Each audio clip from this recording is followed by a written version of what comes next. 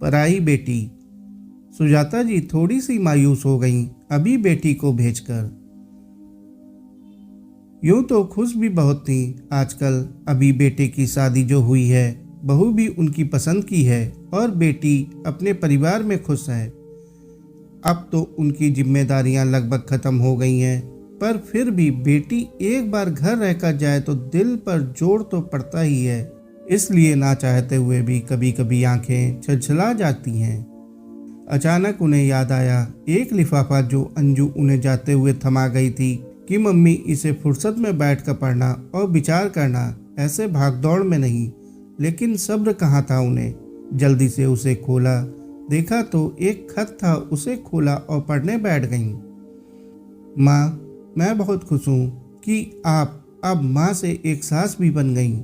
यूं तो मेरी शादी के बाद ही आप सास बन गई थी, लेकिन फिर भी सास बहू के रिश्ते की अलग बात है। मैं जानती हूँ आप एक अच्छी माँ होने के साथ साथ अच्छी सास भी बनेंगी, पर फिर भी कुछ बातें हैं जो आपसे कहना चाहती हूँ, जो मैंने खुद देखी और महसूस की हैं। बहुत कोशिश की आपसे खुद कहूँ, पर हिम्मत नहीं जुटा पाई, तो इस खत में लिख दिया। जानती हूँ मैं आपकी इकलौती बेटी हूँ, जिसके कारण आप मुझे बहुत प्यार करती हैं। आपकी हर चीज़ मेरी पसंद से ही होती है, फिर चाहे वो घर के पर्दे, चादर, पेंट हो या आपकी साड़ियाँ, ज्वेलरी, कुछ भी।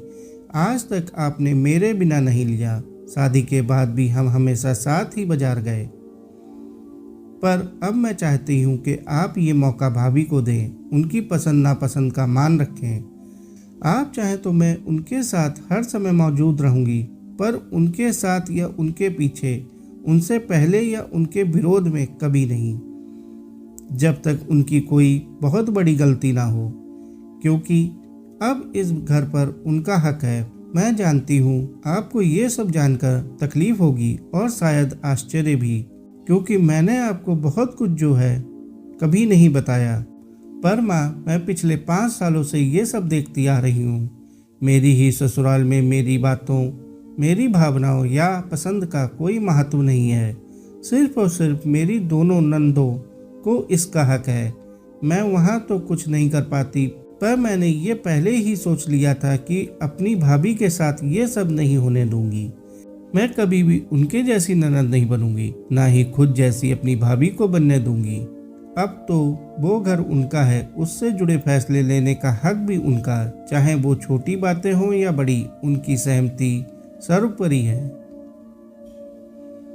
मैं भुगत चुकी हूँ, आप जानती हैं माँ। मैं जब अपने ही कमरे में कुछ बदलाव करती हूँ तो दीदी मुझसे कैसे बात करती हैं, या घर में कोई भी नई चीज़ ले आऊँ तो उसके लिए मुझे कैसे सुनाया जाता है। हमारे यहाँ ये सब नहीं चलता, आपके मायके में होगा। ये सब तो हर दिन लगभग 3-4 बार सुनती हूँ।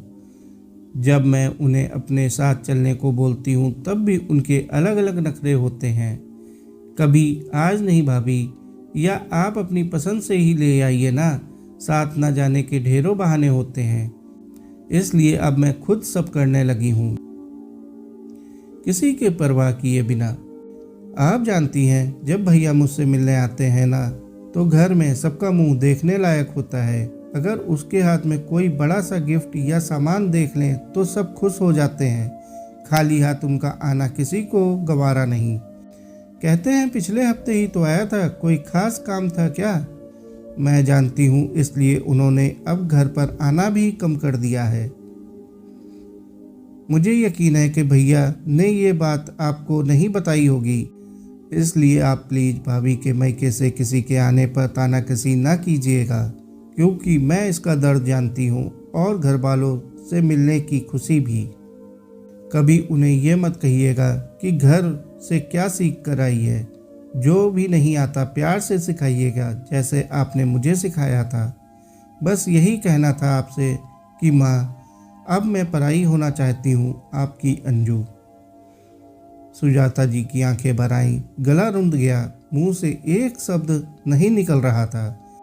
उनकी छोटी सी अंजू आज इतनी बड़ी हो गई थी कि अपनी माँ को ही उसने इतनी सारी सीख दे डाली। और कुछ सालों से क्या क्या सहन कर रही है इसकी भनक भी कभी नहीं लगने दी। सुजाता जी ने अंजू से बात करने के लिए फ़ोन उठाया। उधर से हेलो का जवाब में सन्नाटा था तो इधर एक कपकपी थी। साथियों, कहानी का अंत तक सुनने के लिए आपका बहुत बहुत शुक्रिया।